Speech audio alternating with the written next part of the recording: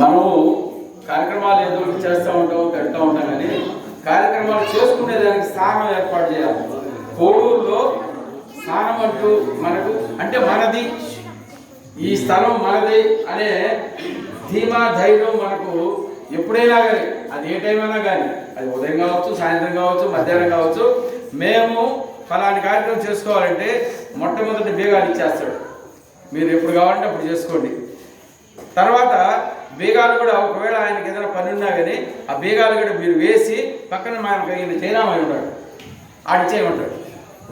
అంటే ఏంటంటే కార్యక్రమము ఆగకూడదు, కార్యక్రమం జరగాలి.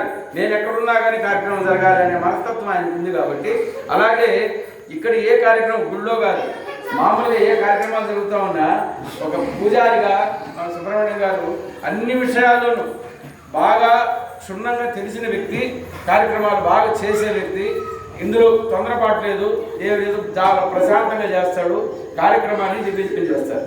అలాగే శ్రీనగారు సంవత్సరం నుంచి ఈ ఆధ్యాత్మిక కార్యక్రమాలు చాలా బాగా జరుగుతున్నారు. ఈ మధ్యన కేదార్నాథ్, బద్రీనాథ్ వెళ్ళొచ్చారు. అలాగే ఎక్కడైనా శివాలయం ఉంది, మధ్యలో భజన కార్యక్రమం ఆగిపోయింది.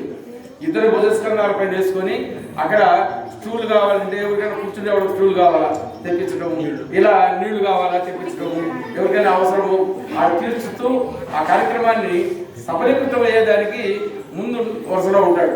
కాబట్టి ఈ ముగ్గురిని మనం సన్మానించుకోవడం మన అదృష్టంగా భావిద్దాము.